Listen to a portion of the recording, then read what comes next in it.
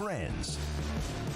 SEC Media Days wrapping up. We've had coverage throughout the week. Next week, the ACC, Big Ten, and others coming down the pipeline. American Conference, too. And we're joined by Olin Buchanan, TexAgs.com. Last time we had Olin on was about the baseball drama with, man, that seemed like months ago now. But that was quite the show. Olin, thanks for your time. I know you were up in Dallas. Anything in particular from A&M and them being on the clock that you heard that it maybe tweaked your interest? Oh, I don't know if anything new. Yeah, I think the message from Mike Elko was that it was a quiet off season, for football, because the baseball. Other than that, it was a quiet off season, which hasn't always been the case lately for A&M football. There was no coach getting mad at another coach and having a feud, and there was no coach forced to hire a offensive coordinator that he didn't want, wasn't going to let run his offense. So none of that happened, and he said that's a good thing that there was nothing to talk about, because his guys were being quiet and working. And he said, A&M there's been too much talk in the past and not enough achievement. So shut up and just work to get better. Olin, I wish I could have been a fly on the wall when Bobby Petrino sat down like, man, I got a lot of really cool new plays we can run. And Jimbo's like, that's cute. No, you don't. Yeah, I always, my analogy was like, you want to hire Bobby Flay to cook dinner, but tell him, here's the recipe, here are the utensils, here's the groceries. Don't deviate from anything. You got to do it exactly the way we've always done it. That's the point. Yeah. Olin, Connor Wigman ready to go, healthy and all that Mike Elko said that today, which is great news for the Aggies to start camp. Are there skill players? Because, again, you lose Evan Stewart, and people are going to be like, oh, man, that's a loss. But are there skill players flying under the radar a little bit? Well, I think they're really good at running back. Le'Veon Moss and Reuben Owens, I think they're fine there. They're going to be as good as almost anybody. The thing that in tight end, I think they're strong there. The thing that's from the skill positions that have some concern is at wide receiver. I mean, it's not that they don't have guys that aren't talented, but they don't have anybody that's like proven that he can be that number one target that makes a defense nervous. Now, maybe they can be Noah Thomas, but he's going to have to, quite frankly, raise his game. I mean, he's a good, tall receiver, and he's made plays, but he's not that guy that every game, he's a factor. Moose Muhammad, he's made big plays, but he's never really been a starter, and can he be a consistently effective player? So I think from an offensive standpoint, obviously everybody looks at the offensive line, number one, as a primary concern. But right behind that is the receiving corps. Are they going to be just serviceable, or are you going to have somebody that that emerges that makes them good? Olin, Elko talked about, I think you guys touched on it, about how quiet the offseason has been. What's it like from your standpoint, being a daily on-the-beat type of guy, and some of the stories that you had to tell a year ago versus like what the last few months have been like covering a Mike Elko-led program? Well, like I said, I feel like I was stealing money up until the whole Judas thing happened. Until then, I said, man, I felt like I was on vacation. Yeah. Oh gosh, I lost my train of thought there. I do that a lot. Yeah, no, I had a question, and now I got Bobby Petrino stuck in my head for some weird. Oh, it was the Mark Stoops commenting on the A&M job. I know this has been well documented, but just how close was that? Like, he clearly went down the path a little bit, but had to stop short of telling the full story. But like, how close were we talking now with the benefit of hindsight, and now everybody's gone their separate ways? Well, there's two different accounts of what happened, right? There's the Kentucky account and there's the A&M account. And, the way we understand it, they were athletic director and maybe the school president liked Mark Stoops and felt like they were in a position to offer him the head coaching job, and he took it. And they said, okay, great. And, it got out. People that were on the search committee was like, wait a minute, where did that come up? We haven't even talked about him. And then there were fans that were reacting negatively, some on our side. And then there were donors that said, why are we going to fire a coach with a what word do I want to use? With a challenged offense to hire a coach with an even more or an equally challenged offense. And so they objected, and then there were regions that said, no, we're not on board with this. And so that offer had to be rescinded because those guys that thought they were in a position to make that offer, they were in a position to bring it to the regions and say, hey, will you approve this? And it was very clear that they weren't going to approve it. So they had to rescind the offer and start over. And I think Elko was the guy that once you couldn't get Kalen DeBoer, I think Elko was the guy on the top of almost everybody else's list. Olin, with the SEC, the 16 teams, and obviously including Oklahoma and also Texas, how important will it be for A&M to just go play football and win games and be pretty good without the drama and the possibility that they do win in November, which I know is way down the road. There's a lot more to go. How important would it mean to the psyche of A&M fans to have a good year and also win that last game?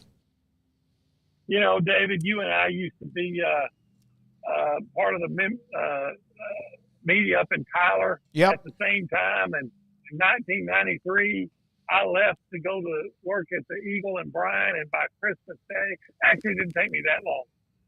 In a couple of weeks, I realized the two biggest days in College Station are is Christmas and then the game against Texas, and not in that order. So it means everything. It's the Aggies to test Longhorns, not individually necessary. I mean, my boss, Billy Lucci's sister, went to Texas. I don't think he's a tester. But the programs, you hate them. And quite frankly, if you win, it's going to give you a boost in recruiting, or at least an edge, something it always has. The team that's winning is typically getting has an edge in recruiting. So, you can't undersell it. It's going to be a very important game. But to your other point, just working toward improving and being quiet and working in silence, I think that's very important. Look, the last couple of years, there's been a lot of noise around A&M, a lot of national discussion, and a lot of catchphrases from the coach, but not a lot of wins. Mm-hmm. And what do they say? Keep doing the same thing and expecting different results? No, you got a new guy in here that has a new philosophy, a different approach. And he's actually said, look, we've talked enough. It's time to get some results. So stop talking and start working. And I think, to his credit, he convinced his team to do that. And maybe, maybe kids aren't stupid. Maybe they realize it too. There's been a lot of discussion about this team, but not a lot of success. And, we got to do something different. Olin, how much do you expect the offense to look like Kansas State's offense from a year ago? Or how different would it be? Like, what wrinkles would you think would be different? Well, yeah, first of all, I got to admit, and you guys know, you can understand this. I haven't been covering Kansas State, right? I don't think I saw a Kansas State game all year. I saw some highlights. The last Kansas State game I saw was that Big 12 championship game against Tulsa, TCU, that track meet that was going up and down the field. And hopefully that they'll look like that. But, and I don't want to come off as being this SEC elitist and they're so much better. But the fact of the matter is you will play stronger defenses on a week-to-week basis in the SEC. So there's that. But I'll say this. I do think it's going to look different because, I'm sitting here driving back to College Station with our radio partner, David Nuno, And we would sit in the press box, and we would look at how A&M would come out, and we would pick the play, and we had about a 75% success rate because A&M was so predictable. So at the very least, and there was very little motion and anything to just try to deceive the defense. So I think all those things, from what I understand about the way Kansas State did things with Colin Klein, I think there's every reason to expect that there's going to be a new look and some new bells and whistles attached to the offense, and hopefully some new productivity, because it's been like root canals watching the offense a lot of times. Well, you should have covered Baylor last year. Iran don't get them turned around. Yeah, I hope so. Go ahead, Craig. Olin, Torian York, one of the player representatives. I don't think that comes as much of a surprise. We've talked to you about him in the past, having covered him at Temple. I guess he just continues to impress, and just what do you think he can do to take it up another notch here in year number 2?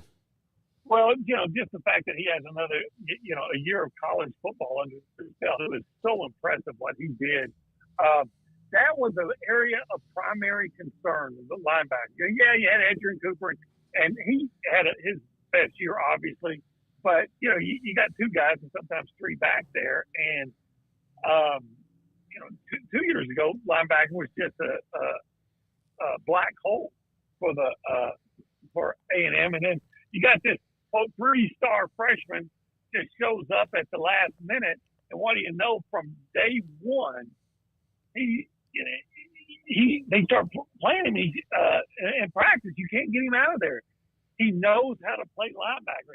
He's smart beyond his years, and he is I'm not going to say he's the primary reason. That wouldn't be correct, but he is a main reason that A&M should have one of the better defenses in the SEC this year. I mean, I'm talking about top 3 or 4, if not number 1. That they could be that good because their defensive line and because guys like Torian York behind them.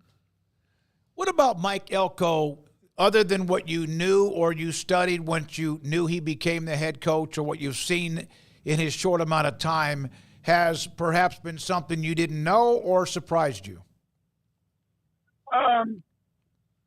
Well, I watched him at Duke because I liked him. He was such a good guy here.